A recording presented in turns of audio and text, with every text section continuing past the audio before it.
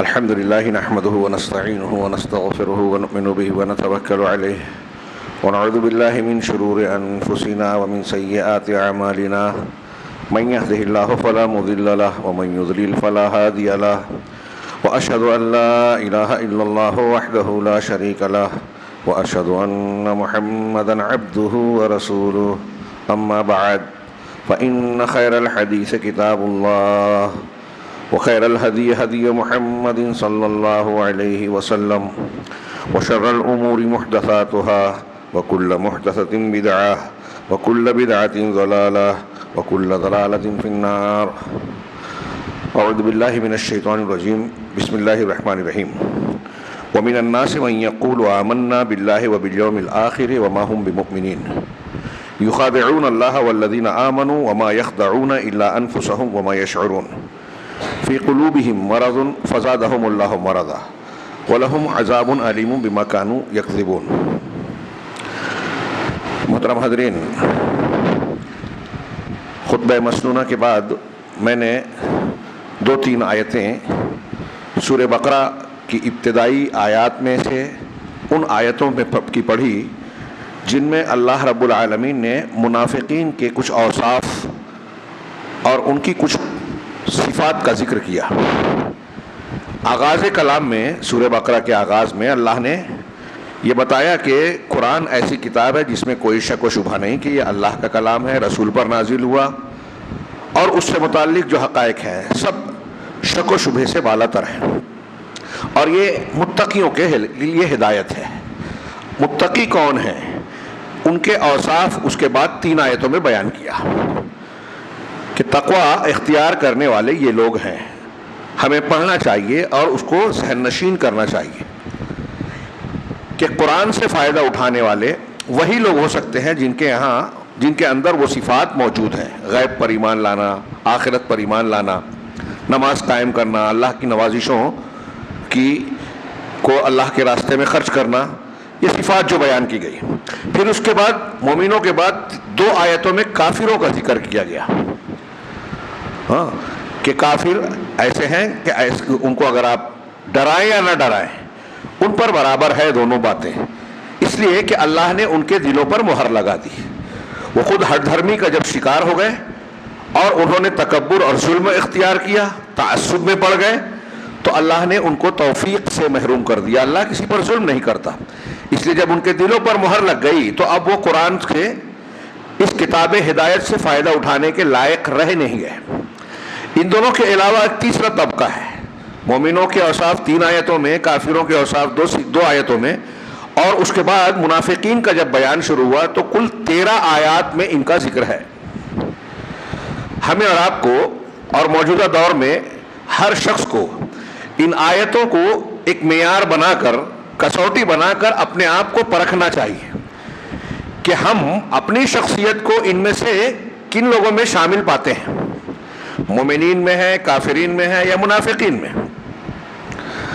اب غور کیجئے کہ اللہ تبارک و تعالیٰ نے کافروں کا ذکر 2 آیتوں میں کیا، منافقین کا 13 آیات میں کیا. اس سے پتہ چلا کہ یہ منافقت زیادہ خطرناک ہے، زیادہ گھناؤنی چیز ہے، اور ایک انسان کا اس میں پڑ جانے کا امکان بھی بہت زیادہ ہے. ہم دیکھ رہے ہیں صفات اور اوصاف کے خصائل کے تناظر میں اگر غور کریں تو آج کے زمانے میں اور ہر دور میں بہت سارا ایسا انسانی طبقہ جو اپنے آپ کو مسلمان کہتا ہے، سمجھتا ہے، وہ منافقین کے باب میں آتا ہے. کوئی اعتقادی نفاق میں، کوئی عملی نفاق میں. یہ دھیان رہے کہ نفاق کی 2 قسمیں ہیں، اور یہاں عقیدے کے منافقین کا ذکر ہے. لیکن عقیدے کے منافقین جو اسلام سے باہر ہوتے ہیں، کافروں سے زیادہ برے ہوتے ہیں، ان کی جو خصلتیں ہیں وہ عمل کے منافقین کے اندر بھی آتی ہے، اور جن کے اندر عمل کے نفاق کی باتیں بڑھتی جاتی ہے ان کے لیے یہ خطرہ ہوتا ہے کہ وہ عمل کی منافقت کی وجہ سے اعتقاد کی منافقت میں پڑ جائے.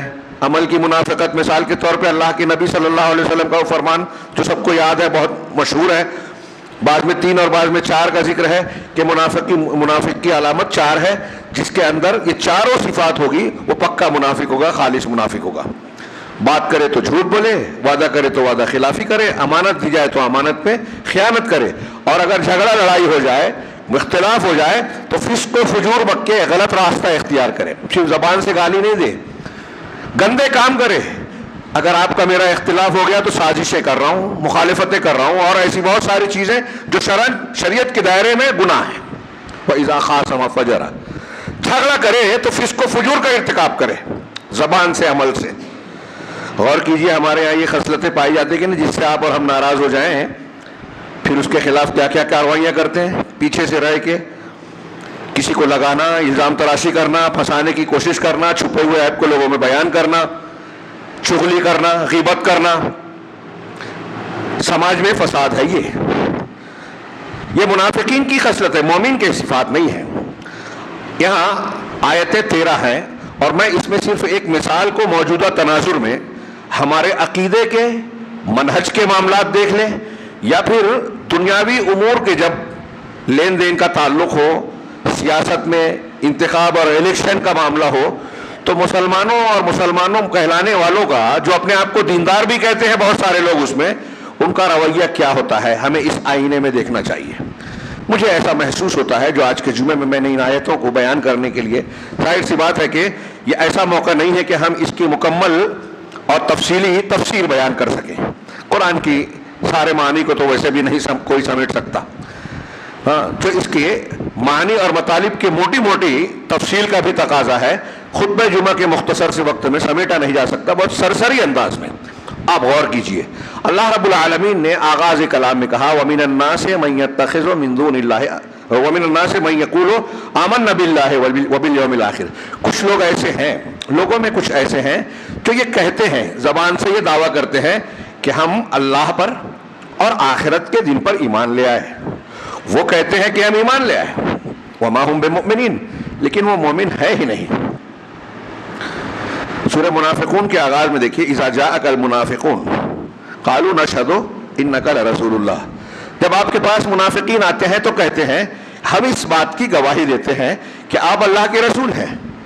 واللہ یعلم انک لرسولہ، اللہ نے آگے کہا کہ اللہ کو معلوم ہے، جانتا ہے اللہ کہ آپ اللہ کے رسول ہیں، ولکن واللہ یشہد ان المنافقین لکاذبون، لیکن اللہ یہ گواہی دے رہا ہے کہ منافقین جھوٹ بول رہے ہیں۔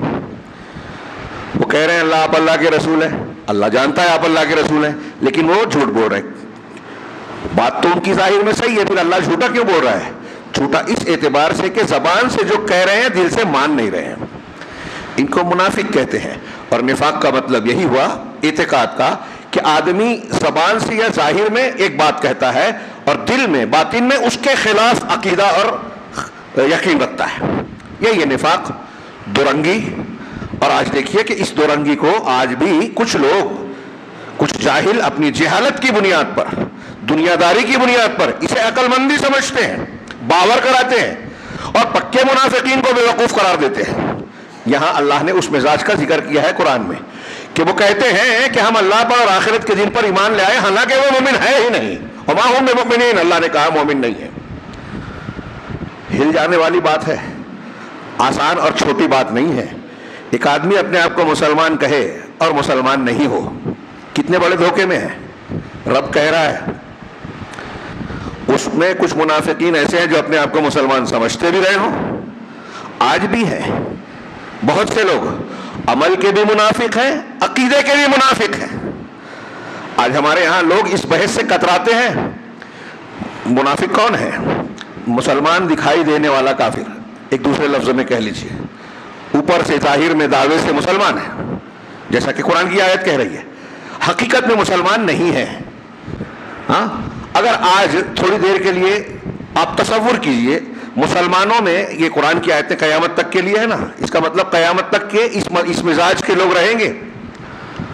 اب کچھ چال بازی کی بنیاد پر ایسا کریں گے، کچھ شک و شبہ کی بنیاد پر ایسے رہیں گے کہ جو کہہ رہے ہیں ایمان اور عقیدے کی بات، اس میں خود کو شک ہے، کچھ چال کی وجہ سے اور کچھ جہالتوں کی وجہ سے، اندھے پن کی وجہ سے۔ اب آج مسلمانوں میں مسلمان کہلانے والے آپ دیکھیے کہ کیسے کیسے عقیدے کے حاملین ہیں۔ مثال کے طور پہ ہم کئی ایسی چیزوں کو کھلے طور سے کہتے ہیں کہ یہ شرک ہے، قبروں پر کا طواف کرنا، اس پر سر جھکانا، کھلا شرک ہے. کتنے لوگ اس کو شرک نہیں مانتے بلکہ اس کو عبادت اور نیکی سمجھ کے کر رہے ہیں. کفار مکہ جس طرح عقیدہ رکھتے تھے کہ اللہ کے اور ہمارے درمیان ہمارے بت جو بہت بزرگ تھے, بڑے تھے, وسیلے کا کام کرتے ہیں, وہی عقیدہ آج کتنے مسلمان کہلانے والے لوگوں کا ہے. اسے ایمان سمجھ رہے ہیں, قرآن اور حدیث سے سمجھانے کی یا توڑ مروڑ کر بیان کرنے کی کوشش کرتے ہیں. یہ میں نے ایک مثال دی. منافقین صحابہ کرام کو بے ایمان کہتے تھے, بے وقوف کہتے تھے. آج کتنے روافظ ہیں, روافظ کے چیلے چھاپڑے ہمارے درمیان میں ہیں, جن کو بہت سارے لوگ آج کل لائک کرنے لگے ہیں جہالت کی بنیاد پر کہ ایک خوبی ہے تو ان کی عقیدے کی خرابی کو. کتنے ایسے ہیں جو اپنے آپ کو مسلمان کہتے ہیں, ایمان والا کہتے ہیں, اور وحدت الوجود جیسے شرکیہ اور کافرانہ عقیدے رکھتے ہیں, اور ہمارے یہاں لوگ لائک کر رہے ہیں. کتنے ایسے اپنے آپ کو مسلمان کر رہے ہیں, کہہ رہے ہیں, اور ثابت شدہ حدیثوں کا انکار کر رہے ہیں. کچھ مانتے بھی ہیں تو اس لیے عمل نہیں کرتے کہ ہمارے پیشوا, ہمارے شیخ, ہمارے پیر, ہمارے امام کا مسلک اس سے ہٹ کے ہے. کہہ رہے ہیں اللہ رسول پر ایمان رکھتے ہیں, لیکن مانتے ہی نہیں ہیں اللہ رسول کی بات. اللہ رسول کی بات آتی ہے تو مختلف انداز میں اس کو کترا جاتے ہیں. منافقین کو کہا قرآن میں سورہ نساء میں کہا وَإِذَا قِيلَ لَهُمْ تَعَالَوْا إِلَىٰ مَا أَنزَلَ اللَّهُ وَإِلَى الرَّسُولِ رَأَيْتَ الْمُنَافِقِينَ يَصُدُّونَ عَنْكَ صُدُودًا. جب ان سے کہا جاتا ہے کہ اللہ نے جو کچھ نازل کیا اس کی طرف آ جاؤ یعنی قرآن, اور رسول کی طرف آ جاؤ یعنی حدیث, تو قرآن حدیث کی طرف آ جاؤ جب کہا جاتا ہے تو آپ منافقین کو دیکھتے ہیں کہ یصدون عنک صدودا, آپ سے کترا جاتے ہیں. کیا آج بہت سارے مسلمان ایسے نہیں ہیں؟ یہ منافقت کی مثال کی نشانی ہے یا نہیں ہے؟ سورہ بقرہ, سورہ آل عمران, سورہ توبہ, سورہ نساء, پھر ایسی اور سورہ منافقون. قرآن کی صورتوں میں آپ دیکھیے علامہ ابن قیم نے لکھا ہے کہ قرآن میں مومنوں اور کافروں سے زیادہ منافقین کی علامتیں بیان کی گئی ہے, کیونکہ یہ خطرناک بھی ہے اور بہت سے منافقین اس کا شکار ہوتے, مسلمان کہلانے والے اس کا شکار ہونے والے ہیں. اس لیے آگاہ کیا ہے اللہ نے, تنبیہ کی ہے کہ اپنے آپ کو بچانا. اور ہم نفاق کی بات کو جب چھیڑتے ہیں تو کچھ لوگ کہتے ہیں کہ یہ اختلافی مسلک چھیڑ رہے ہیں, نئے نئے نام دیتے ہیں. ارے یہ تو غیر مقلد ہے, یہ تو وہابی ہے. پرانے زمانے میں الزام دیا جاتا تھا یہ مشبہہ ہے, یہ مجسمہ ہے. آج کل نیا کچھ ٹرینڈ چل رہا ہے کہ یہ مدخلی ہے, جامی ہے. کون ہے مدخلی, جامی؟ کتنے اہل حدیث جانتے ہیں؟ اہل علم نے کہا کہ روئے زمین کا کوئی بھی بدعتی ہو, جو بدعتی ہے نا وہ منافقین کی مثال ہے. کوئی بھی بدعتی ہو روئے زمین پر وہ اہل حدیث سے بغض رکھتا ہے. اہل حدیث کون ہے؟ قرآن اور حدیث کو ماننے والے. اور یہ اللہ کے رسول صلی اللہ علیہ وسلم پہلے تھے اس امت کے. اللہ نے کہا کہ جو کچھ اللہ نے نازل کیا وہ مانو, تو اللہ کے رسول کیا مانتے تھے؟ آپ کا مسلک کیا تھا؟ قرآن حدیث جو اللہ نے نازل کیا وحی کی شکل میں. میں جو بات کہہ رہا ہوں سادی سی, بالکل سمپل اور سادی اور ثابت شدہ, بہت سے لوگوں کو ہضم نہیں ہوتی. یہ بالکل واضح بات ہے, اور اسی کو اس کے ماننے والے کو ہر بدعتی نفرت کرتے ہوئے الزام تراشیاں کرتا ہے. میں ایسا مانتا ہوں, میں مانتا ہی نہیں ہوں, یہ قرآن و حدیث کی تعلیمات کی بنیاد پر کہتا ہوں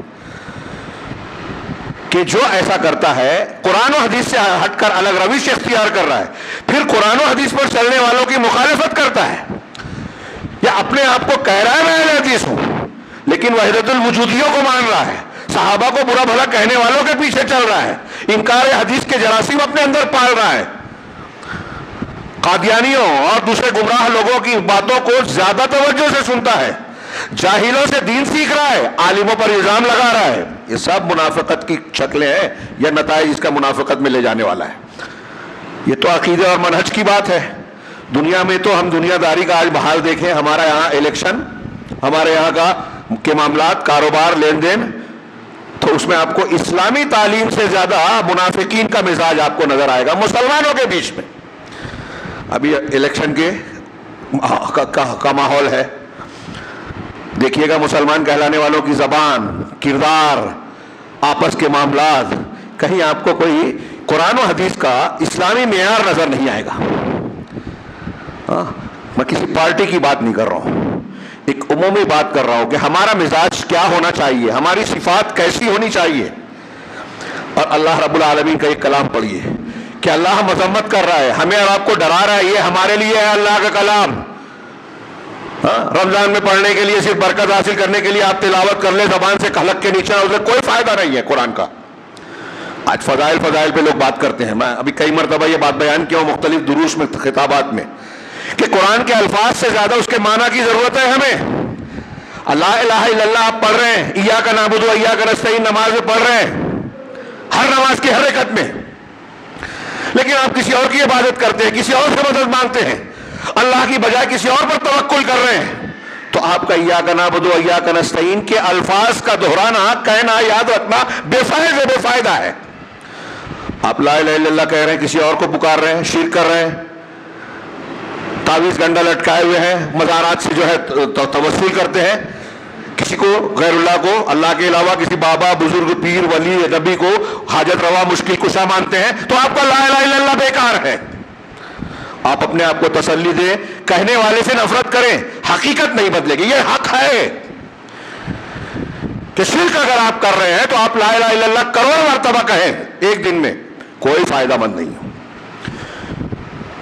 یہ اللہ کے نبی صلی اللہ علیہ وسلم سے جب قرآن نے کہا لئن اشرکت لیحبطن عملک، اب ہمارے یہاں لوگ تولتے ہیں، جب ہم نے رد کیا ڈاکٹر اسرار کا، ڈاکٹر ذاکر نائک کا، مرزا غلام انجینئر کا، تو لوگ آگے ان کے اندر خوبیاں بھی ہیں۔ کوئی جتنے لوگ ہیں یہ تو جاہل ہیں، کوئی بڑے سے بڑا عالم ہو اگر وہ نبی کے درجے پہ جا سکتا ہے، نبوت کا مقام پا سکتا ہے؟ کوئی بھی مسلمان عالم ہی نہیں جاہل بھی کہے کہ سوال ہی نہیں پیدا ہوتا۔ نبوت کی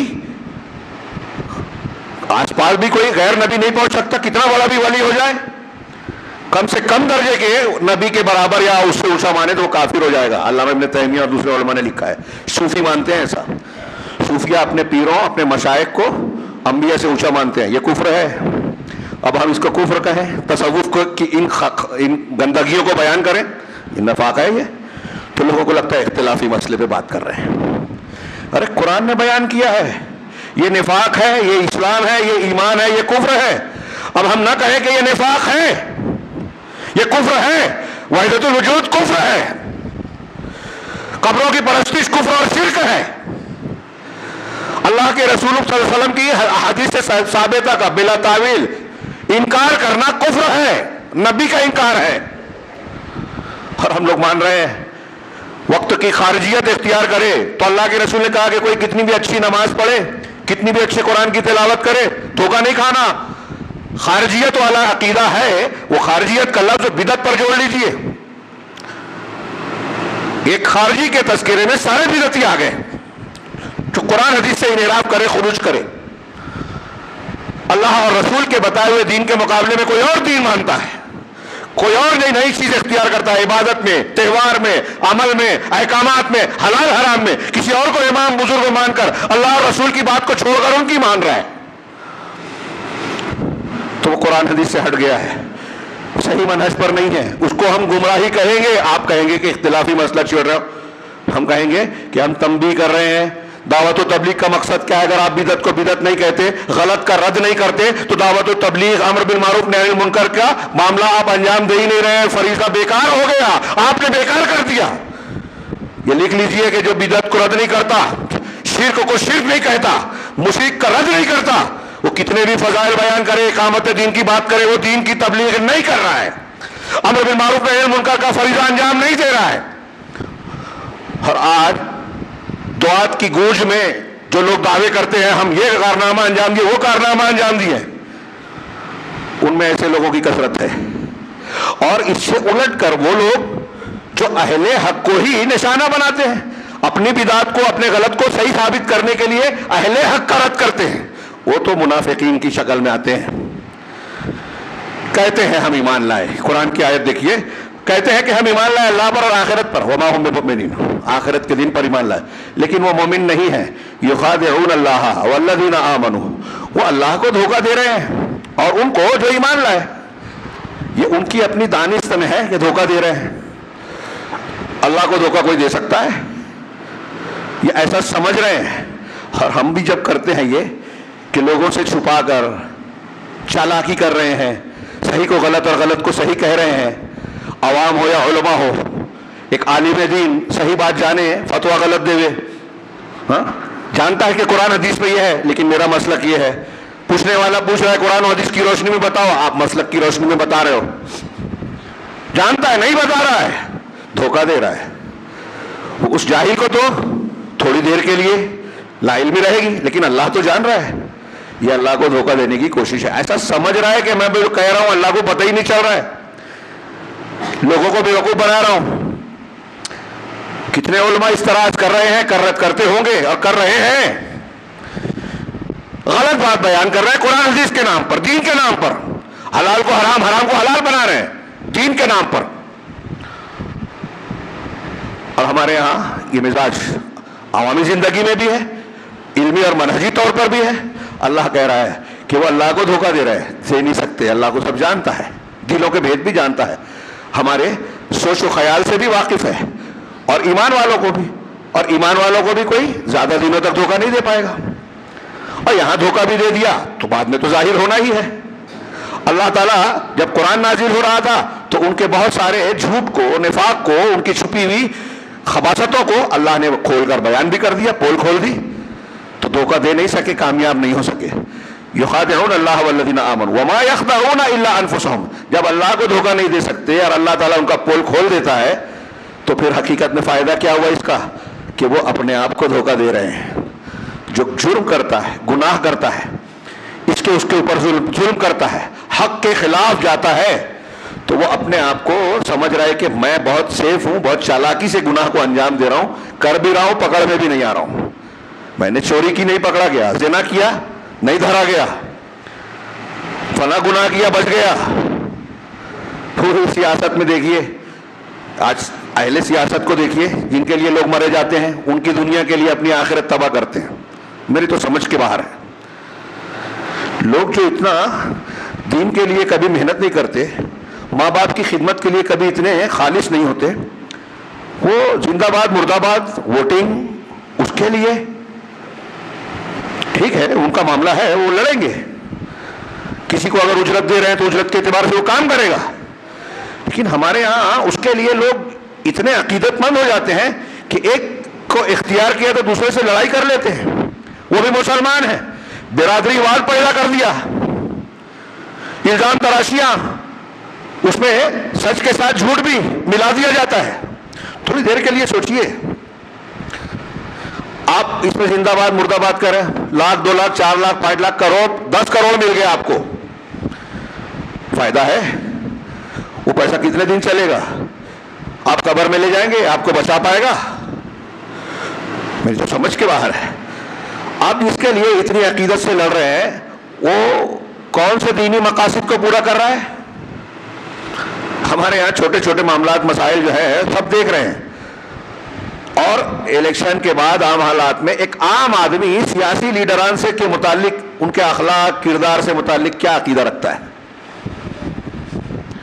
کتنا یقین کرتا ہے, کوئی کسی پہ بھروسہ کرتا ہے؟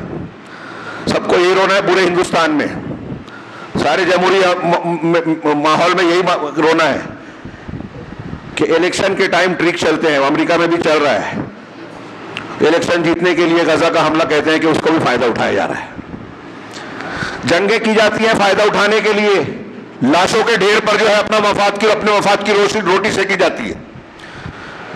ہندوستان کی ایک جماعت مستقل فرقہ پرستی اور نفرت کا بیج بو رہی ہے, ہندو مسلمان. اب ہندوؤں کو بھی اس کا علم ہے اور وہ کہہ رہے ہیں, مانتے ہیں, یہ وہ بھی کہتے ہیں جن کو دیا جاتا ہے کہ یہ الیکشن اسٹنٹ ہے, لیکن نفرت بڑھ رہی ہے. ان کی دل میں عزت ہے کیا, میں سوال یہ کر رہا ہوں. تو نتیجہ کیا نکلا کہ جن لوگوں کو لوگ دھوکہ دے رہے ہیں وہ بھی جانتے ہیں کہ ہم کو دھوکہ دیا جا رہا ہے, یہ اپنا فائدہ چاہتے ہیں, یہ ملک کا فائدہ نہیں چاہتے, یہ قوم کی ترقی نہیں چاہتے. دعوے کرتے ہیں, مینیفیسٹو چھاپتے ہیں, تقریریں اونچی اونچی کرتے ہیں, لیکن چند لوگ امیر ہو رہے ہیں, پورا ملک غریب ہو رہا ہے. بے روزگاری عام, یہ عام, وہ مسئلہ, وہ مسئلہ, سڑکوں کا مسئلہ, مہنگائی کا مسئلہ, فلاں مسئلہ. لیکن لیڈر کہتا ہے کہ بہت مسائل حل کیا, بہت کارنامے انجام دیے. یہی حال ہمارا دین میں ہے کہ سب لوگ دعوے بہت کرتے ہیں, جس کا اسٹیج سجتا ہے اس اسٹیج پہ جائیے تو ایسا لگتا ہے کہ یہ بڑے کارنامے انجام دے رہے ہیں, لیکن عملی زندگی میں سب 0/سناٹا. نہ عقیدہ صحیح ہے, نہ عبادات درست ہیں، نہ معاملات قرآن و حدیث کے مطابق ہیں، نہ اخلاقیات میں ہم کو نظر آتا ہے. کسی گلی میں چلے جائیے مسلمان یا دوسرے جگہوں پر تو راستوں کے آداب ہمیں معلوم نہیں ہے. بڑوں کو، دیندار لوگوں کو راستوں کے آداب معلوم نہیں ہے، بات کرنے کے سلیقے نہیں ہیں. گھر میں آپ بچوں کی آواز سنتے ہیں تو گالیوں کی آواز آتی ہے. ہمارے بچے سبحان اللہ الحمدللہ جزاک اللہ سے زیادہ گالیاں دیتے ہیں. یہ گھر میں جو سنتے ہیں، گھر کا جو ماحول ہے وہ بتاتا ہے کہ ان کی تنبیہ نہیں ہے، تربیت نہیں ہے. یہ ساری چیزیں جو میں اشارہ کر رہا ہوں، اور بہت کم کیا، وقت زیادہ ہو گیا، تاخیر سے پہنچا. یہ ساری چیزیں اسلامی مزاج مسلمان کی صفت نہیں ہے. میں ان آیتوں کے بعد جو چیز بیان کی گئی ہے اس کا خاص طور سے ذکر کرنا چاہتا ہوں، اس لیے تیزی سے آگے بڑھتا ہوں. اللہ نے ان کا کہا کہ یہ لوگ اللہ کو دھوکہ دیتے ہیں اور ان لوگوں کو جو ایمان لائے. وما يخدعون الا انفسهم، لیکن حقیقت میں اس کا دھوکے کا انجام خود انہی کو پہنچ رہا ہے. اپنے آپ کو دھوکہ دے رہے ہیں، اپنے آپ کو چالاک سمجھ رہے ہیں لیکن خود بے وقوف ہیں. کہا وما يشعرون، لیکن ان کو شعور نہیں ہے، عقل نہیں ہے، سمجھتے بہت چالاک ہے. یہ ہر زمانے کے منافقین کی اکثریت کا یہ معاملہ ہے. اللہ نے کہا کہ یہ کیوں اس طرح کر رہے ہیں؟ فی قلوبہم مرض، ان کے دلوں میں روگ ہے، بیماری ہے. کون سی بیماری ہے؟ نفاق کی، شک کی، تردد کی. دل کی یہ بیماری جس کے اندر ہوگی اس کے عمل میں یہی منافقت والا مزاج آئے گا. جب ہم اور آپ دیکھ رہے ہیں کہ ہمارے کردار میں خرابی ہے تو یہ یقین جانیے کہ ہمارے ایمان میں خرابی اور کمی ہے. پکی بات ہے، ایمان جس کا اندر جس کا صحیح ہوگا باہر اس کا معاملہ صحیح رہے گا. اللہ کہہ رہا ہے کہ ان کی جہالت اور دل کے روگ کی وجہ سے ان کا مزاج ایسا ہے کہ کہہ رہے ہیں مومن نہیں ہے، اللہ کو اور مومنوں کو دھوکہ دے رہے ہیں اور سمجھ نہیں رہے کہ خود اپنے آپ کو نقصان پہنچا رہے ہیں. اللہ نے کہا کہ فی قلوبہم مرض، ان کے دلوں میں مرض ہے. فزادہم اللہ مرضا، جب انہوں نے مرض کو ہی پکڑا ہے، صحت کو، قرآن حدیث کو پکڑنا ہی نہیں چاہتے، قرآن حدیث پہ چلنا ہی نہیں چاہتے، اللہ کے رسول اور صحابہ کے منہج کو اختیار کرنے کی بجائے بدعتیوں کے منہج کو ہی اختیار اور پسند کرتے ہیں، تو اللہ نے ان کی بیماری اور بڑھا دی. اب توفیق نہیں مل رہی ہے. یہ ہٹ دھرمی کا نتیجہ ہے، گناہ کا نتیجہ ہے، قرآن و حدیث کو نہ ماننے کا نتیجہ ہے کہ اللہ گمراہی میں اور بڑھا دیتا ہے، بیماری میں اور بڑھا دیتا ہے. اللہ نے آگے کہا وَلَهُمْ عَذَابٌ عَلِيمٌ بِمَا كَانُوا يَكْذِبُونَ، اور چونکہ وہ جھٹلا رہے ہیں، جھوٹ بول رہے ہیں، یکذبون جھوٹ بولتے ہیں، اس وجہ سے ان کے لیے دردناک عذاب ہے. ان المنافقین فی الدرک الاسفل من النار، دہل جانا چاہیے، رونگٹے کھڑے ہو جانا چاہیے. جہنم کا عذاب ہلکے والا بھی جو سب سے ہلکا ہے وہ یہ ہے کہ پیروں میں 2 انگارے رکھے جائیں، سر کی کھوپڑی کھولے گی، وہ سمجھے گا کہ سب سے سخت عذاب مجھے دیا جا رہا ہے جہنم میں. اللہ کے رسول نے فرمایا حالانکہ وہ سب سے ہلکے عذاب والا ہوگا. وہ سب سے ہلکے والے کا یہ حال ہے، اور منافقین سب سے نچلے طبقے میں ہوں گے. اگر ہم ایمان رکھتے ہیں، مانتے ہیں، اللہ کے کلام کو سنجیدگی سے لیتے ہیں، اور ایک مومن سنجیدگی سے لیے بغیر نہیں رہ سکتا کہ رب العالمین کہہ رہا ہے، تو ان آیتوں سے تہل جانا چاہیے. اب یہاں یہ بھی مزاج ہے کہ منافق جھوٹ بولتا ہے. جھوٹ منافقت کا، کفر کا مزاج ہے. بل الذین کفروا فی تکذیب، نکرہ کے ساتھ وہاں کہا سورہ بروج میں، جن لوگوں نے کفر کیا وہ مسلسل جھٹلانے میں ہیں. نکرہ ہے، عموم ہے، یعنی جھٹلانا اور یہاں جھوٹ بولنا. ایک ہے سچی چیز کو جھوٹ باندھنا، وہ بھی جھوٹ کی کسی میں، اور جھوٹ کو صحیح بولنا. تو یہ منافقت کا ایک عمومی مزاج ہے. اب ہم اور آپ جائزہ لیجئے کہ ہم اور آپ جھوٹے کتنے ہیں، سچے کتنے ہیں. سچ کتنا بولتے ہیں، جھوٹ کتنا بولتے ہیں. مسلمان بولتے ہیں اپنے آپ کو، اور یہ اللہ اور رسول کہہ رہے ہیں کہ اس مسلمان ہونے کی صفت یہ نہیں ہے کہ جھوٹ بولے آدمی. میں ایسا کہوں گا کہ اگر ہم جائزہ لیں تو جو جاہل طبقہ ہے، دنیا دار طبقہ ہے، سیاسی لوگ ہیں، ان کا تو معاملہ کھلا کھلا ہے ہی. ہمارے ہاں جو دیندار کہلانے والا، اپنے آپ کو دین کا ٹھیکیدار بتانے والا، بڑا دین کا کام کرتا ہے، وہ جھوٹ بولتا ہے. اور صرف عام زندگی میں جھوٹ نہیں، معاملات میں نہیں، لین دین میں، حصے بکرے کے معاملے میں، اپنے جھگڑوں میں ہی نہیں، دینی مسائل تک میں جھوٹ بولتا ہے. جب ایک عالم غلط فتویٰ دیتا ہے تو جھوٹ بول رہا ہے. جب ایک جاہل اور عالم جھوٹی حدیث بیان کر رہا ہے تو جھوٹ بول رہا ہے. اب ایک جان بوجھ کر کرتا ہے، ایک انجانے میں کرتا ہے، دونوں میں فرق ضرور ہوگا. لیکن قرآن حدیث کا اگر علم نہیں ہے تو بیان نہیں کرنا چاہیے. اب ہمارے یہاں لوگ متاثر ہیں, میں نے نام لے لیا ڈاکٹر ذاکر نائک, ارے ان کو بول رہے ہیں صحیح مسلم کی حدیث الطہور شطر الایمان, الطہارۃ شطر الایمان, ایمان کا آدھا حصہ ہے, مسلم کی حدیث ہے. انہوں نے جواب میں کہہ دیا حدیث ہی نہیں ہے. تو اب امام مسلم کو آپ برا بھلا بولیے کہ ڈاکٹر ذاکر نائک بول رہے ہیں حدیث نہیں ہے, اور امام مسلم نے نقل کر دیا, تو امام مسلم غلط ہو گئے. آج کل ایسا ہی مزاج چل رہا ہے کہ ایک آدمی نے جسے پسند کر لیا تو اب وہ شرک بیان کر رہا ہے, وہ اہل سنت والجماعت قرآن و حدیث کا مسلمہ عقیدہ بیان کر رہا ہے, رد کر رہا ہے. اس کی پسندیدگی میں فرق نہیں پڑے گا. جو بیان کر رہا ہے کہیں گے اس کو یہ تو ایسا ہے, یہ تو مدخلی ہے, یہ تو فلاں ہے, الزام لگا دیں گے یہ بکواس کر رہا ہے, یہ جاہل ہے, یہ جہنم میں جا رہا ہے, فتوا دیتے ہیں جہنمی بنا دیتے ہیں. پڑھیے کامنٹس. تو اللہ تعالیٰ نے فرمایا کہ ان کے لیے جھوٹ بولنے کی وجہ سے دردناک عذاب ہے. تشریح کے کچھ پہلو اور ہے لیکن گھڑی اجازت نہیں دے رہی ہے. ہاں, ان آیتوں میں آپ غور کیجئے کہ منافقین کی خرابیاں بیان کی گئی. منافقین کی خصلتوں کو اختیار کرنے سے مسلمانوں کو ڈرایا گیا ہے, اور یہ بتایا گیا ہے کہ وہ جھوٹے ہوتے ہیں. یہ بتایا گیا ہے کہ ماضی اور مستقبل میں منافقین کا مزاج جو ہے جھوٹ ہے, دھوکہ دہی ہے. ہاں, اور پھر اس کے بعد اللہ نے فرمایا وَإِذَا قِيلَ لَهُمْ لَا تُفْسِدُوا فِي الْأَرْضِ قَالُوا إِنَّمَا نَحْنُ مُصْلِحُونَ. اور جب ان سے کہا جاتا ہے کہ زمین میں فساد نہ پھیلاؤ تو کہتے ہیں کہ ہم تو اصلاح والے ہیں, ترقی والے ہیں. شیخ صلاح الدین نے احسن البیان میں لکھا کہ ہر دور کے منافقین کا یہ مزاج ہے. کفر اور شرک والے آج دیکھیے عالمی سطح پہ صرف اسرائیل کے آئینے, صرف جو ہے غزہ کے آئینے میں دیکھا جائے تو پوری دنیا مجرم نظر آتی ہے, انتہائی درندہ, دہشت گرد, زبانی جمع خرچ کرتے ہیں. اقوام متحدہ کو بند کر دینا چاہیے, بے فیض ہے. نہتے, کمزور, گھرے ہوئے ایک علاقے کو قبرستان بنا دیا گیا, کھنڈر بنا دیا گیا آباد علاقے کو, 22 سے 23 لاکھ کی آبادی کو. ہر دنیا چین سے جی رہی ہے, زبانی جمع کر. عوام احتجاج بھی کر رہی ہے تو کوئی فرق نہیں پڑتا, کہتے ہیں جمہوریت ہے. عوام کی حکومت, کیسے عوام کی حکومت؟ عوام جو کہتی ہے حکومتیں مانتی ہی نہیں ہے. عوام مہنگائی میں پریشان ہے, قتل و غارت گری جھیل رہی ہے. امریکہ یورپ مذمت کرتا ہے, ہتھیار بھی دیتا ہے اسرائیل کو, پیسے بھی دے رہا ہے. اس کے خلاف کوئی قرارداد منظور ہوتی ہے تو ویٹو کر کے اس کو بچاؤ, اس کا بچاؤ بھی کرتے ہیں. اور پھر انسان بھی بنتے ہیں کہ ہم امن کے ٹھیکیدار ہیں, حقوق انسانی.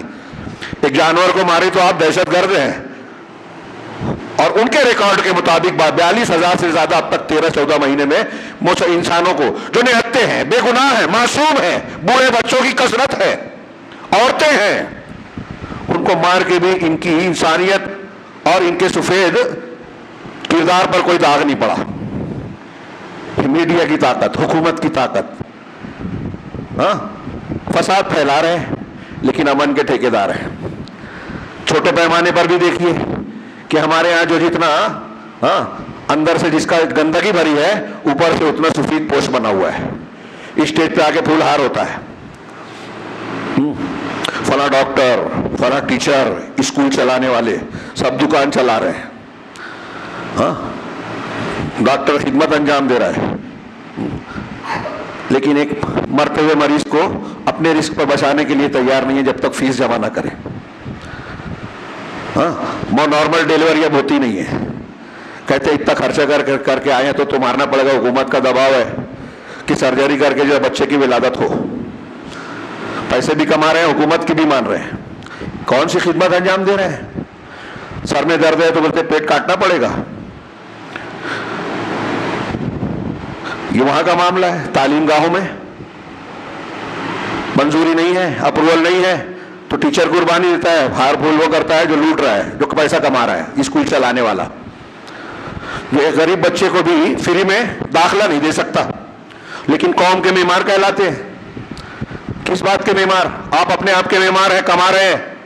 سارے لوگوں نے دکانیں کھول رکھی ہیں, ہوں گے کوئی استثنائی چیزیں. ایک عمومی بات یہی ہے کہ جو خیر خواہ بنتا ہے وہ حقیقت میں اس کا کردار انتہائی گھناؤنا ہے. زمین میں فساد پھیلا رہے ہیں. علامہ ابن عاشور کی بڑی اچھی تفسیر نقل کی ہے اس میں. اس کا خلاصہ میں اپنے الفاظ میں کہوں کہ منافق کا اللہ تعالیٰ نے جو کہا کہ وہ زمین میں فساد پھیلاتے ہیں، آگے اللہ نے کہا وہ کہہ رہے نہیں ہم اصلاح کر رہے ہیں، ساری گندگی پھیلانے کے بعد کہتے ہیں ہم سفید پوش ہیں، اسٹیج پہ آ کے پھول ہار کریں گے، مومنٹو، تمغہ، ایوارڈ انہی کو ملتا ہے جو فسادی ہے. ہاں تو اللہ رب العالمین نے آگے کہا نا ان کو الا انہم هم المفسدون. اس پر بڑی اچھی لمبی تشریح ہے لیکن وقت اجازت نہیں دیتا تفسیری اور عربی زبان کے حساب سے. اللہ نے کہا کہ یہی لوگ فسادی ہیں، ولیکن الا انہم هم المفسدون ولکن لا یشعرون، لیکن سمجھتے نہیں ہیں، شعور نہیں ہے. فساد کو ان میں منحصر کر دیا یہ منافقت کے مزاج والوں میں. میں نے کہا آج بہت سارے لوگ جو دینی جماعتوں اور اس میں ٹھیکیدار بنے بیٹھے ہیں، اپنے آپ کو یہ صدر، وہ سیکریٹری، وہ فلاں، وہ ڈیما کہتے ہیں، ان میں بھی یہ بات نظر آئے گی، فساد پھیلائیں گے، ہم تو اصلاح کر رہے ہیں، ہم تو ترقی چاہتے ہیں. اللہ کہہ رہا ہے یہی مزاج ہے منافقین کا کہ فساد پھیلاتے ہیں. اب فساد کے مراتب ہیں. پہلا فساد، علامہ ابن عاشور کی بات کو میں شارٹ میں اپنے حساب سے کہوں اس آیت کی تفسیر میں، کہ خود ان کا فساد ان کے اپنے نفس کو نقصان پہنچاتا ہے، اپنا بگاڑ کرتے ہیں، قرآن حدیث مانتے نہیں ہیں. اب جیسے کون سا مذہب ہے، شیعہ مذہب اور یہودی مذہب کو چھوڑ کر جو جھوٹ کی تعریف کرتا ہوں، شیعہ لوگ تقیہ کہتے ہیں اس کو، پردہ پیر اڑاتے ہیں. یہودی بھی جو ہے غیر یہودی کے ساتھ جھوٹ بولنے کو نیکی کہتا ہے. اسلام غیر مسلموں سے بھی جھوٹ بولنے کی اجازت نہیں دیتا، دو بھائیوں کو ملانے کے لیے اجازت دیتا ہے اور دو تین مقاصد جو اچھے ہیں. تو کون سا مذہب ہے؟ تو پہلا نقصان یا فساد منافق خود اپنی ذات کا کرتا ہے کہ ایمان والی چیزیں جانتے بوجھتے کہ یہ صحیح ہے اس کو اختیار نہیں کر رہا ہے. یہ توحید ہے اس کی بجائے شرک، یہ سنت ہے اس کی بجائے بدعت اختیار کر رہا ہے. یہ حرام ہے، یہ پیسہ جائز نہیں ہے جو لوگوں کا لوٹ کے کھایا جا رہا ہے، بے ایمانی سے لیا جا رہا ہے، لیکن اس کو حرام جانتے بھی لیتا ہے کیونکہ مولوی صاحب نے فتویٰ دیا کہ حرام کو حلال کیسے بنانا ہے. وہ بھی فساد پھیلا رہا ہے مولوی بھی، جو حرام کو حلال بنانے کا راستہ بتاتا ہے. یہ ہم حق کو چھوڑ کے باطل کو جب بھی اختیار کرتے ہیں یہ فساد پھیلا. اب پہلے اپنا نقصان کر رہے ہیں. اپنے بعد دوسرا مرتبہ کہ اپنے ارد گرد کے لوگ، خاص طور سے اپنے بال بچوں کو نقصان پہنچاتے ہیں، اپنے سماج میں گمراہی پھیلاتے ہیں. جب آپ توحید چھوڑ کر شرک اختیار کرتے ہیں، سنت چھوڑ کر بدعت اختیار کرتے ہیں، صحیح منہج کو چھوڑ کر غلط منہج کو اختیار کرتے ہیں، صحیح لوگوں کا ساتھ نہیں دیتے. جملہ کوٹ کیجئے، اس کو دماغ میں رکھیے. اور ہمارے ہاں 10 میں سے 9.5 لوگ ایسے ہی ہیں. 10 میں سے 9.5 لوگ جو آدھا ہے نا، اس کے اندر بھی وہ بات ہے کہ صحیح جگہ پہ بولنے کی ہمت نہیں ہے کہ یہ غلط ہے، جہاں بول سکتا ہے نہیں بولتا، یہ صحیح ہے نہیں بولتا. اب جب ہم کو قرآن حدیث میں بار بار کہتے ہیں نیکی کا حکم دو، برائی سے روکو، جب برائی سے روکنے کا حکم ہے ہاتھ سے، زبان سے، دل سے، جو سب جانتے ہیں، کتنے لوگ کرتے ہیں. کرنے والوں کو الٹا کہتے ہیں ارے یہ مولوی تو بلا وجہ اختلافی مسئلہ چل رہا ہے. بدعت منکر ہے کہ نہیں ہے؟ شرک منکر ہے کہ نہیں ہے؟ اللہ اور رسول کی مخالفت منکر ہے کہ نہیں ہے؟ اب جب ہم کہتے ہیں کہ فلاں وحدت الوجود کو بیان کر رہے ہیں ڈاکٹر اسرار صاحب، یہ منکر ہے، دنیا کا سب سے بڑا منکر ہے، تو لوگ کہہ رہے ڈاکٹر اسرار کو بول رہے ہیں. ڈاکٹر اسرار کو نہیں بول رہے ہیں، ان کی اس برائی کو بول رہا ہوں کہ اگر آپ نے عقیدہ بنا لیا اور مر گئے تو کبھی جہنم سے نہیں نکلیں گے. منبر رسول سے کہہ رہا ہوں، چھوٹا موٹا مسئلہ نہیں ہے وحدت الوجودی، عقیدے کا معاملہ چھوٹا نہیں ہے. تو جاہل ہے وہ عقیدہ بیان کر رہے ہیں اور ہمارے لوگ سن رہے ہیں. علماء سے دین سیکھیے، علماء سے لیجیے. وہ علماء میں بھی وہ جو قابل اعتماد ہے، ربانی ہے، آپ کو ڈھونڈنا پڑے گا. 1 لاکھ 2 لاکھ 4 لاکھ 1 کروڑ نے کسی کو لائک کر دیا تو آپ اس کو عالم مان لیں. تو پھر یہودیوں میں بہت سارے بڑے بڑے لوگ ہیں، خارجیوں میں ہیں، قادیانیوں میں ہیں، اور دنیا کا کوئی بدعتی ایسا نہیں ہے جس کے اندر خوبی نہ ہو. تو کسی کے اندر کوئی خوبی ہے تو مان لیں گے.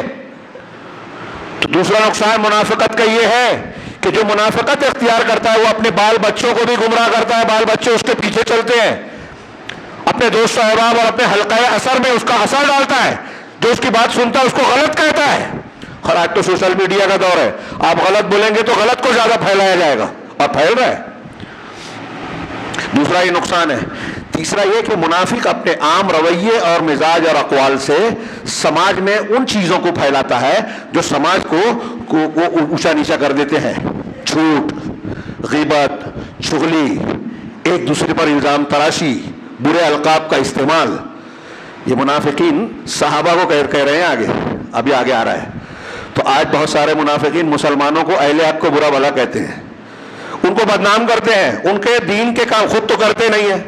ابھی ہمارے دل یہاں دیکھیے، آپ اپنی جماعت میں دیکھ لیجئے کتنے لوگ ہیں جو دعوت کا کام کر رہے ہیں. جانتے ہیں کہ یہ بدعت ہے، کتنے لوگ محنت کرتے ہیں اس پہ. آپ خود تو نہیں کرتے، لیکن اگر کوئی کر رہا ہے اور اس کو کوئی رکاوٹ ڈال رہا ہے، اس پر الزام لگا رہا ہے، اس کو بدنام کر رہا ہے، تو آپ چپ ہیں. ہاں اپنے حلقے میں ہاں غلط ہے، تیر مار دیا آپ نے. یہ میں ایک مثال دے رہا ہوں. اب یہاں لوگ کہیں گے مولانا نے ان کو بولا ان کو بولا. یہ بھی الگ ایک مسئلہ اور مصیبت ہے کہ جو باتیں بیان کی جاتی ہے اس کی روح کو پہنچنا چاہیے، جوہر کو پہنچنا چاہیے. یہ منافقت کا مزاج ہے. اور یہ میں صرف اپنی جماعت کی نہیں، ایک عام معاملہ ہے. میں ان لوگوں کی بات کر رہا ہوں جو اپنے آپ کو قرآن حدیث کو ماننے والا کہتے ہیں. ان میں ایسے جگر والے بہت کم ہیں جو غلط کو غلط بول سکیں. ہاں مسجد کا امام ہو، مؤذن ہو، کوئی کمزور ہو، مولوی صاحب ہو، تو ان پہ تنقید کرنے والے 10 میں سے 11 ہیں. سیٹ صاحب ہیں تو پھر بولے وہ تو ایسا ہی ہے نا، مزاج ہے نا، ان کو کیا بولیں، غلط تو ہے وہ لوگ لیکن بول نہیں سکتے. آپ نہیں بول سکتے تو ٹھیک ہے، طاقت نہیں ہے تو بچ جائیں گے، لیکن جہاں بول سکتے ہیں کم سے کم یہ سماج اور معاشرے میں برائی پھیلانے والا حصہ تو مت بنیے. کسی کو بدنام کرنے کے لیے کوئی جھوٹ بولا جاتا ہے، آپ اسے فارورڈ کرتے ہیں. آپ منافقین کی اس فسادی طبیعت کا حصہ بن رہے ہیں، مزاج کو اختیار کر رہے ہیں. غور سے ہم لوگ دین سمجھتے نہیں اور سمجھتے ہیں بہت علامہ ہے. یہ قرآن کہہ رہا ہے کہ فساد کا ایک حصہ، علامہ ابن عاشور کہہ رہے ہیں اس کی تفسیر میں کہ منافق کا یہ تیسرا پہلو ہے کہ جو فساد وہ پھیلاتا ہے نا، تو اس فساد کا ایک حصہ یہ ہے، تیسرا پہلو یہ ہے کہ وہ سماج اور معاشرے میں ایسی چیزوں کو پھیلاتا ہے جس سے نقصان ہوتا ہے. چغلی، غیبت، برائیوں کا پھیلانا، یہ جو میں نے بیان کیا. آگے اللہ نے فرمایا وَإِذَا قِيلَ لَهُمْ آمِنُوا كَمَا آمَنَ النَّاسُ، جب ان سے کہا جاتا ہے کہ ایسے ایمان لاؤ جیسے لوگ ایمان لائے. لوگ سے مراد یہاں کون ہے؟ صحابہ.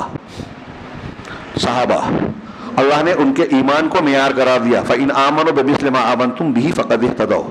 صحابہ کا ایمان قرآن نے کہا. اور یہاں دیکھیے منافقین کیا جواب دے رہے ہیں. لوگ جیسے، اب صحابہ کیسے ایمان لائے تھے؟ جیسے اللہ اور رسول نے حکم دیا تھا ویسے ایمان لائے تھے، اور ایمان لانے کے بعد قربانیاں دی، ہر قسم کی بازی لگا دی، جان کی بازی لگائی، مال خرچ کر دیا، اللہ اور رسول نے جو کہا سب کیا. تو اللہ کہہ رہا ہے ویسے ایمان لاؤ جیسے یہ صحابہ نے لایا. تو کیا کہتے ہیں منافقین؟ قالوا انؤمن كما آمن السفهاء. یہ منافق کیا کہتے ہیں؟ ارے کیا ہم ایسے ایمان لائے جیسے یہ بیوقوف لوگ لائے ہیں؟ سفہاء، سفیہ کی جمع، بیوقوف، نادان، احمق. صحابہ کو احمق کہہ رہے ہیں. کس نے کہا یہ؟ منافقین. اس زمانے کے منافقین نے کہا کہ یہ دین کے نام پر قربانی دے رہے ہیں، آخرت کے لیے دین کو، دنیا کو قربان کر رہے ہیں. آخرت کو ترجیح دے کے دنیا قربان کر دینا ان کی نظر میں آج کل بھی یہی ہے. ابھی ہمارے یہاں سماج میں چالاکی کیا ہے؟ کسی کو بیوقوف بنا کر دنیا بنا لینا. ایک دکاندار آپ کو بیوقوف بنا کے خرید لیتا ہے، ایک آدمی بیوقوف بنا کے آپ کو جو ہے سستی زمین مہنگے میں بیچ دیتا ہے، تو وہ بہت چالاک ہے. سیاست میں جیت گیا، الیکشن میں، بہت چالاک ہے. جھوٹ بول کے لوگوں کو بیوقوف بنا دیا، بہت چالاک ہے.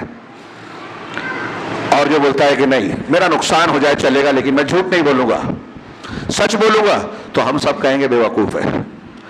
مولوی بیوقوف ہے، سیدھے سادے لوگ بیوقوف ہیں، اچھے اخلاق والے لوگ بیوقوف ہیں.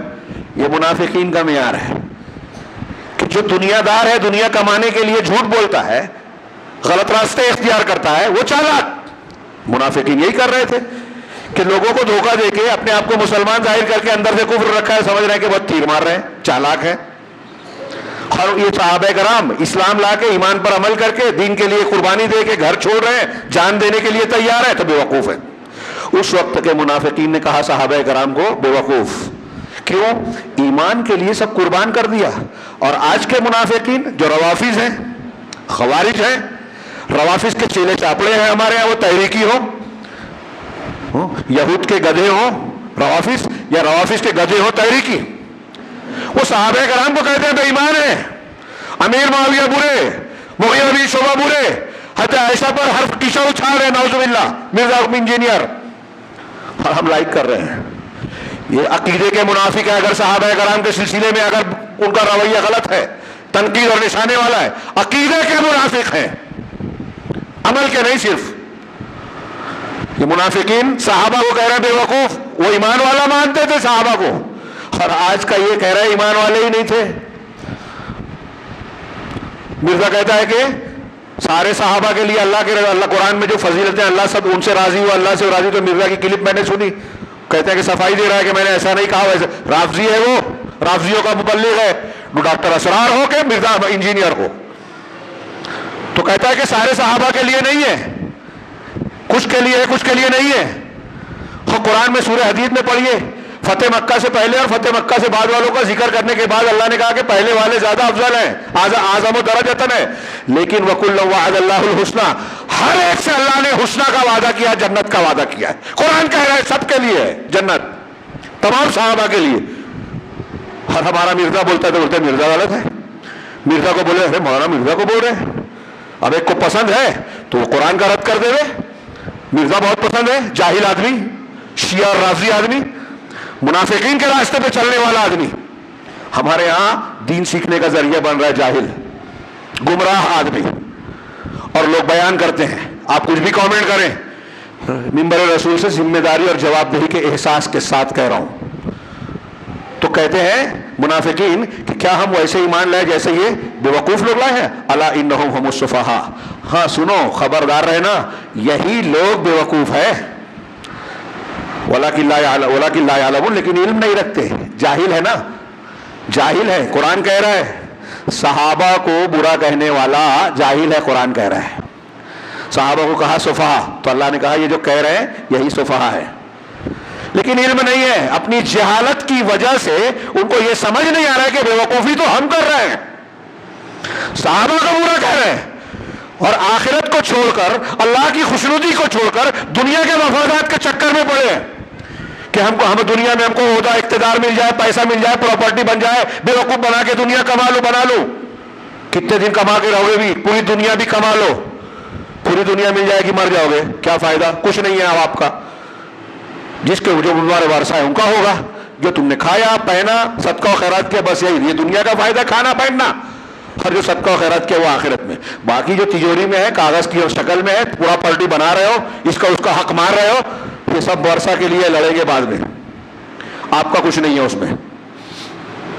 یہ میں نہیں کہہ رہا ہوں, حدیث میں ہے, اس میں موقع نہیں ہے. آگے بڑھتے ہیں. اللہ نے کہا کہ لیکن وہ علم نہیں رکھتے. قرآن نے کہا یہی بے وقوف ہے, ان کی بے وقوفی ہے آخرت کو چھوڑنا, حق کو چھوڑنا,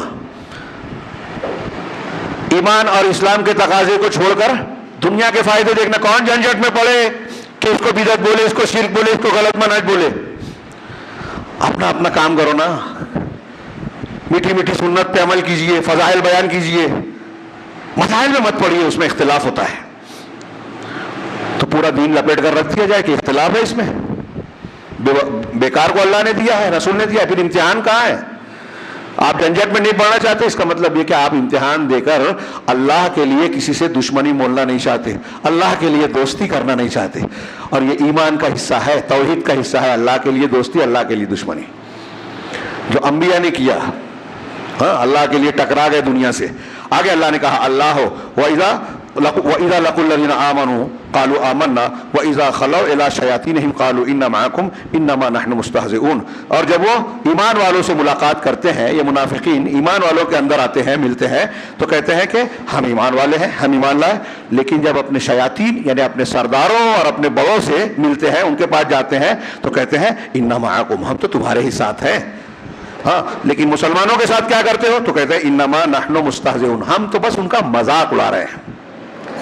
مسلمانوں میں آ کر ان کو بیوقوف بنا رہے ہیں, تو ان کا مذاق اڑا. آج بھی بہت سے منافقین ہیں, اب دونوں طرف تعلق رکھ کے ادھر کی خبر ادھر پہنچانا, ان کا ساتھ دینا, لیول کرنا، یہی ان کی عقل مندی سے سمجھتے تھے کہ ادھر مسلمانوں کو ساتھ کہہ رہے ہیں تو ادھر بھی بچ گئے، کافروں کو ساتھ کہہ رہے ہیں تو ادھر بھی بچ گئے، ادھر سے بھی لڈو ملا، مال غنیمت ملا تو حصہ ملے گا، کافروں سے بھی سیف رہیں گے. کیا ایسا سمجھتے ہیں؟ لیکن نتیجہ کیا ہے؟ اللہ یستہزئ بہم، اللہ ان سے مذاق کرے گا یا کرتا ہے. اس کے کئی بحثیں کی لوگوں نے. اللہ مذاق، مکر، دھوکہ جواباً دیتا ہے. ایک معنی یہ ہے کہ یہ دھوکہ دے رہے ہیں تو اللہ بھی ان کو دھوکہ دے رہا ہے، مطلب دھوکے کا جواب دے رہا ہے. محاورہ ہے بولنے کا، اس لیے دھوکہ بولا گیا. ہم جو دھوکے کا، مکر کا، استہزاء کا معنی سمجھتے ہیں وہ معنی نہیں ہے. علامہ ابن تیمیہ اور دوسرے علماء نے کہا کہ اللہ مذاق کرتا ہے، اللہ مکر کرتا ہے. یہ مذاق اور مکر جس کا جو اس کا مستحق ہے، جب اس کے لیے کیا جائے تو یہ مذاق اور مکر جو ہے برا نہیں، اچھا ہے. اور اللہ اچھائی سے متصف ہے. ایک آدمی مکر، سازش، چال چل رہا ہے، اس کی چال کا جواب دینا، جرم کر رہا ہے، کسی کو نقصان پہنچا رہا ہے تو اس کے نقصان کا اس کی سزا دینا اللہ کی طرف سے، یہ مکر جو ہے یہ اچھا مکر ہے. مکر اچھا بھی ہوتا ہے، برا بھی ہوتا ہے. تو اللہ کا جو مکر ہے، اللہ کا جو استہزاء ہے وہ خیر ہے، ان کے جواب میں ہے. ان کے حق کا تقاضا ہے کہ جو یہ کر رہے ہیں اس کے استہزاء کیا جائے. تو یہاں بھی استہزاء ہوگا اور آخرت میں بھی. اس کی شکلیں بیان کی ہے قرآن نے. فی الحال میں آگے بڑھ جاتا ہوں. وَيَمُدُّهُمْ فِي طُغْيَانِهِمْ يَعْمَهُونَ، اللہ ان سے استہزاء کر رہا ہے. تو ان کا ایک استہزاء دنیا میں یہ ہے کہ وہ جو چالیں چل رہے ہیں، جھوٹ بول رہے ہیں، دھوکہ دے رہے ہیں، دونوں طرف خوش کرنے کی کوشش کر رہے ہیں، تو اللہ نے ان کو ذلیل و رسوا کر دیا. منافق آدمی، آپ غور کیجئے، یہ اللہ کا استہزاء ہوتا ہے اس کے ساتھ. وہ سمجھتا ہے کہ میں اس کو بھی خوش رکھا ہوں، اس کو بھی خوش رکھا ہوں. لیکن آپ دنیا میں ہر دو منہ آدمی کو دیکھیے، منافق کو دیکھیے، نہ یہ والا اس پر اعتماد کرتا ہے نہ وہ بھروسہ کرتا ہے. ہاں، نہ اس پر اس کو اعتماد ہوتا ہے نہ اس کو اعتماد ہوتا ہے. مسلمان بھی مسلمانوں میں آئے گا تو وہ بھی سمجھ جاتا ہے اس کے انداز چال ڈھال سے، اور کافر کو بھی لگتا ہے کہ ادھر کی خبر یہاں لا رہا ہے تو یہاں کی وہاں پہنچاتا ہوگا، اس پر بھروسہ کیسے کرے. تو اس نے ایمان کو بھی خراب کیا، کفر میں بھی اپنا نام خراب کر لیا. نہ ادھر ہے نہ ادھر ہے، لا الہ الا ولا الہ الا. اور وہ اس کو حکمت سمجھ رہا ہے کہ یہ بھی خوش ہے وہ بھی خوش ہے، حالانکہ نہ یہ بھروسہ کرتا ہے نہ یہ بھروسہ کرتا ہے. تو جس کو وہ حکمت سمجھ رہا ہے وہ اس کی بے وقوفی ہے. اور جو پکا ایمان والا ہوتا ہے نا، اگر آپ بکیں گے نہیں تو آپ کا دشمن بھی کہے گا کہ وہ میرا دشمن ہے لیکن آدمی کھرا ہے، سچا ہے، وہ عزت کرے گا اس معاملے میں آپ کی. یہ منافقین کے ساتھ دنیا میں یہ مذاق ہے، اللہ کے مذاق کا جواب ہے، ان کے مذاق کا جواب ہے. اللہ سے اور اس کے دین سے مذاق کر رہے ہو تو اللہ نے یہ جواب دیا. اللہ نے آگے فرمایا اللہ یستہزئ بہم ویمدھم فی طغیانہم یعمہون، اور انہیں ان کی سرکشی میں اندھا بنا کر، یعمہون کا ترجمہ اندھا بنا کر کر رہا ہوں، کیلانی صاحب نے کیا. ہاں، اور احسن البیان میں ترجمہ ہے کہ ان کو کیا ہے، ان کو بہکا کر، ان کے بھٹکا کر، گمراہی میں ڈال کر، اور بہکا کر، بہکاوے میں ڈال کر، ہاں ان کو جو ہے اللہ اور زیادہ کر رہا ہے ان کی گمراہی میں. عمہ یعمہون، عمہ دل کی اندھے پن کو کہتے ہیں. ایک ہوتا ہے آنکھ کا اندھا پن، ایک ہوتا ہے دل کا اندھا پن. تو دل کے اس اندھے پن کے ساتھ اللہ کہہ رہا ہے کہ ہم ان کو ان کے طغیان میں، سرکشی میں اور بڑھا دیتے ہیں. منافق منافقت کرتا ہے تو اللہ اور ڈھیل دیتا ہے، چھوٹ دیتا ہے، سمجھتا ہے کہ میں بہت چالاک ہوں، دیکھو کامیابی پہ کامیابی مل رہی ہے، میں وزیر اعظم بن گیا، میں اتنے دن سے ہوں، میں ایسا ہوں، میں یہ کامیابی حاصل کر رہا ہوں، میرا بینک بیلنس یہ ہو گیا ہے، میرے ہاتھ میں یہ ہے، میرے ہاتھ میں وہ ہے. تو سمجھتا ہے کہ بہت تیر مار لیا، کامیاب ہو گیا، اور بڑھاتا ہے، اللہ ڈھیل دیتا ہے. یہ اللہ کے عذاب کی اور استہزاء کی شکل ہے. اس کو بدلہ دیا جا رہا ہے. ہم دھوکہ کھاتے ہیں، ارے وہ گناہ کر کے بھی مسجد توڑ دیا، ایسا کر دیا، پھر بھی ترقی کر رہا ہے. یہ عارضی چیز ہوتی ہے، اللہ ڈھیل دیتا ہے. اولئک الذین اشتروا الضلالۃ بالہدی فما ربحت تجارتہم وما کانوا مہتدین. یہی وہ لوگ ہیں جنہوں نے ہدایت کے بدلے میں گمراہی کو خرید لیا. حقیقت یہ ہے کہ آج کے خطبے میں میری پہلے سے نیت تھی اور رات سے میں نے سوچا کہ یہ جو آیت اب میں پڑھ رہا ہوں اور اس کے آگے جو اللہ نے مثال بیان کی، پورا جمعہ کا خطبہ ان دو آیتوں پہ دوں گا.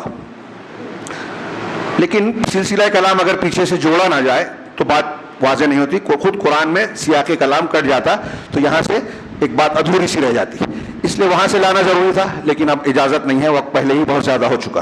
میں اس آیت کا تھوڑا سا ترجمہ کرتا ہوں کسی اور خطبے میں یا خطاب اور درس میں. یہ آیت اور اس کے آگے جو مثال دی گئی ہے، اس مثال کو میں چاہتا تھا کہ آج ہماری جو زندگی ہے، ماحول ہے، وہ کافروں اور مومنوں کے بیچ میں جو ہو، وہ مسلمانوں میں جو بدعتی لوگ ہیں، بدعت سے مراد میری وہ نہیں جو ہمارے یہاں دماغ میں آتا ہے صرف تعزیہ، شب برات، جو لوگ قرآن و حدیث کے خلاف کوئی بھی منہج اختیار کیے ہوئے ہیں، جیسے علی انجینئر صحابہ کرام کو برا بھلا کر رہا ہے تو یہ بدعت ہے، ڈاکٹر اسرار، ڈاکٹر ذاکر نائک ایسی کئی چیزیں بیان کر رہے ہیں جو بدعت ہے، کئی چیزیں بیان کر رہے ہیں، میں نے ابھی کئی دروس اور خطابات میں بیان کیے، شیعوں سے متعلق موقف، اہل جنت کے دیدار سے متعلق جو ہے اہل سنت کا عقیدہ اور ان کا بیان ڈاکٹر ذاکر نائک کا، ایسی اور بھی بہت سی چیزیں ہیں، صحابہ کرام خلفائے راشدین کے متعلق گفتگو، شیعہ سنی مفاہمت سے متعلق ڈاکٹر اسرار کا کہنا، ڈاکٹر اسرار کا یہ کہنا کہ میں تمام اولیاء میں امتیوں میں سب سے اونچا حضرت علی کو مانتا ہوں، شیعوں کا عقیدہ ہے، ابوبکر، عمر، فاروق اور عثمان غنی سب سے اونچے ہیں، تمام کا اتفاق ہے، قرآن حدیث کی دلیلیں ہیں، خود حضرت علی یہ مانتے تھے، تو ان کا موقف حضرت علی کے موقف کے بھی خلاف ہے۔ تو میں چاہتا تھا کہ ان تمام چیزوں کو اس ایک آیت میں، کہ انہوں نے ہدایت کے بدلے میں گمراہی خرید لی، اللہ نے کیا زبردست تعبیر اختیار کی ہے، اگر سمجھنا چاہیں تو ایک ایک جملے میں آدمی چونک جائے گا کہ اگر میں بدعت کو اختیار کر رہا ہوں، اگر میں حق کے مقابلے میں باطل پر چل رہا ہوں، سنت اور اہل حق کے طریقے کو چھوڑ رہا ہوں کہ ارے لوگ ناراض ہو جائیں گے، ابھی نماز صحیح طریقے سے پڑھنے لگوں گا تو لوگ بور کریں گے، تو لوگوں کا سوچ کے آپ غلط طریقہ اختیار کیے ہو جو آپ جانتے ہیں سنت کے خلاف ہے، تو اللہ کہہ رہا ہے یہ سب آ گیا، اس میں منافقین کی پوری روش آ گئی، سچ کو چھوڑ کر جھوٹ بول رہے ہیں، وعدے کے پورا کرنے کی بجائے وعدہ خلافی کر رہے ہیں، حلال کو چھوڑ کے حرام کھا رہے ہیں، سنت کو چھوڑ کر بدعت اختیار کر رہے ہیں، اہل حق کا ساتھ نہیں دیتے، اہل باطل کا ساتھ دے رہے ہیں، وہ سب آ گیا کس میں کہ یہی وہ لوگ ہیں جنہوں نے ہدایت کے بدلے میں ضلالت خریدی۔ آپ پیسہ لے کے جاتے ہیں کسی دکان پر، ایک سامان خریدتے ہیں، اللہ مثال دے رہا ہے اس کو میں سمجھا رہا ہوں، ایک سامان خریدتے ہیں، اگر آپ نے 100 روپے کی ایک چیز خریدی اور آ کے بتاتے ہیں کہ دیکھیے میں نے یہ 100 روپے کا لیا ہے، تو آپ کو کوئی بولتا ہے ارے تم ٹھگ لیے گئے، مجھ سے بولتے میں 80 روپے میں دلا دیتا، تو 20 روپیہ آپ نے زیادہ دے دیا، کہ کون سی چیز جو آپ کے استعمال کی ہے، چیز صحیح ہے، اس کے بارے میں 10 روپیہ 20 روپیہ زیادہ ہو گیا تو کہتے ہیں کہ آپ نقصان اٹھا بیٹھے، ہے نا۔ اب آپ سوچئے کہ یہ تو سامان اور پیسے کا معاملہ ہے جہاں ٹھیک ٹھاک معاملہ ہے دونوں طرف۔ ایک آدمی اگر ہیرا کسی کو دے کہ میں یہ ہیرا دے رہا ہوں، اور اس ہیرے کے مقابلے میں ایک پلاسٹک کا کوئی سامان لے لے تو اس کو کیا کہیں گے؟ شیخ عبد الرحمن بن ناصر السعدی نے کہا کہ کوئی دینار دے اور درہم لے تو بیوقوف کہیں گے۔ میں اس سے آگے کہتا ہوں آگے کہ درہم بھی تو فائدے مند چیز ہے، یہاں گمراہی فائدے مند چیز نہیں ہے، تو ہم یہ کہیں گے کہ ایک آدمی ہیرا دے بہت قیمتی چیز، آپ کا گھر دے اور پلٹ کے کیا لیتا ہے؟ کچرا لے گوبر لے انسانی فضلہ لے گندگی لے، جس سے فائدہ نہیں بلکہ الٹا نقصان ہونا ہے، نشے کی چیز لے ایسی چیز لے جو آپ کے لیے نقصان دہ ہے، تو آپ 1 کروڑ روپیہ دے اور اس کے بدلے میں آپ کو کوئی کچرا دے گٹر میں سے نکال کے آپ کو گٹر کا پانی دے کہ یہ لو بہت اچھا ہے، مبارک پانی ہے، متبرک ہے، کچھ بھی بول کے دے تو آپ اگر ہیرا دے کے گٹر کا پانی لے رہے ہیں تو آپ کتنے چالاک ہیں۔ قرآن کہہ رہا ہے منافق اتنے ہی چالاک ہے۔ ہدایت جو سب سے قیمتی چیز ہے دنیا میں، اس کی کوئی قیمت ہی نہیں ہے، کیونکہ اس کے لیے جان دی جا سکتی ہے، گھر قربان کیا جا سکتا ہے، گھر رشتہ دار چھوڑے جا سکتے ہیں۔ ہدایت اتنی قیمتی چیز ہے، ایمان، ہدایت، توحید سب سے قیمتی، لیکن اس کو قربان کیا کس چیز کے لیے؟ گمراہی کے لیے، منافقت کے لیے، شرک کے لیے، لوگوں کو خوش کرنے کے لیے، غلط مسلک کو پھیلانے کے لیے، غلط منہج کو پھیلانے کے لیے۔ جتنے لوگ غلط منہج پھیلا رہے ہیں، قرآن جانتے ہیں کہ قرآن حدیث دین ہے، اب ہم کہہ رہے ہیں کہ قرآن حدیث یہ ہے، وحدت الوجود کفر ہم کہہ رہے ہیں، لیکن مان نہیں رہے ہیں آپ کہ بھائی ڈاکٹر صاحب نے تو یہ بیان کیا تو قرآن حدیث کی کیوں مانے؟ ڈاکٹر صاحب بہت اچھے ہیں تو آپ تو مدخلی ہیں، آپ تو فلاں ہیں، آپ تو ڈبا ہے، لہٰذا آپ کے منہ سے قرآن حدیث بھی نہیں مانیں گے۔ تو آپ کیا کر رہے ہیں؟ منافقین کے گمراہی خرید رہے ہیں ہدایت کے بدلے میں. قرآن حدیث آپ کو مل رہا ہے, نہیں مان رہے ہیں. کیا لے رہے ہیں آپ؟ گھٹیا چیز لے رہے ہیں, بلکہ نقصان دہ چیز لے رہے ہیں. تو آپ سے بڑا وہ جو 100 روپے کی چیز 80 روپے کی چیز 100 روپے میں لے گیا ہے, اس نے کوئی نقصان خاص نہیں اٹھایا. دینار اور درہم میں بھی درہم کو چلو نقصان تو اٹھایا, لیکن وہ بھی فائدے کی چیز ہے. لیکن آپ تو گوبر لائے ہیں, بلکہ میں کہوں گا گوبر بھی کچھ فائدہ دیتا ہے. ایسی چیز لاتے ہیں جو نقصان دیتا ہے. سب سے قیمتی چیز کو دے کر سب سے بری چیز کو خریدا لیا یہ منافقین نے. لیکن کہہ رہے ہیں فما ربحت تجارتہم, تو ان کی تجارت نے نفع نہیں دیا اور نہ ہی وہ ہدایت یافتہ ہے. آگے مثال بہت پیاری ہے, لیکن اب میں بیان کروں تو بہت زیادہ وقت ہو جائے گا. ایسے ہی کچھ لوگوں کو تکلیف ہو رہی ہوگی, میں معافی چاہتا ہوں. اللہ رب العالمین سے دعا ہے کہ وہ ہمیں دین کو صحیح طریقے سے سمجھنے اور اسے اپنی زندگی میں اختیار کرنے کی توفیق عطا فرمائے. منافقت کی وہ ساری شکلیں جو آج جانے انجانے ہم لوگوں نے اختیار کر رکھی ہے, رب العالمین سے دعا ہے کہ ان صفات ذمیمہ جو اللہ کی ناپسندیدہ یہ صفات ہیں, پروردگار ہمیں ان سے اپنے آپ کو صاف ستھرا بنانے کی توفیق عطا فرمائے اور خالص ایمان والا, ایمان کی صفات والا ہم کو بنائے اور اس کی برکت سے دنیا اور آخرت میں کامیابی دے, ہر قسم کے فتنے اور عذاب سے محفوظ رکھے. اقول قولی ھذا واستغفر اللہ لی ولکم سائر المسلمین وصلی اللہ علی نبینا محمد. بارک اللہ لنا ولکم فی القرآن المجید ونفعنا وإیاکم بالآیات الذکر الحکیم. انہ تعالی جواد کریم ملک بر رحیم.